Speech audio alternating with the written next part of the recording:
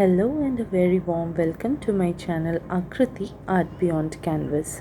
Today I am back with extremely simple terracotta pot painting where I have used an Indian traditional painting of Maharashtra, the Warli art form. Now the Warli painting is a form of tribal art mostly created by the tribal people from the North Sahyadri Range in Maharashtra. The Warli culture is centered on this concept of Mother Nature, and elements of nature are often focal points depicted in Warli painting. These rudimentary wall paintings use a set of basic geometric shapes like a circle, a triangle, and a square. These shapes are symbolic of different elements of nature.